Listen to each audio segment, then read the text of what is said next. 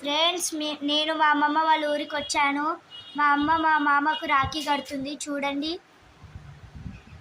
మా మామకు సర్ప్రైజ్ అంట, వెండి రాఖీ.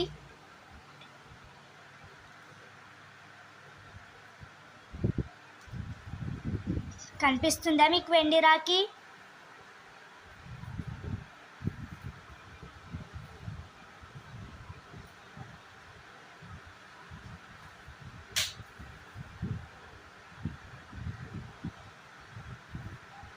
చూడండి ఫ్రెండ్స్, మీరు కూడా ఎప్పుడైనా మీ వాళ్ళకి రాఖీ కట్టింటే మీరు కూడా కామెంట్ చేయండి.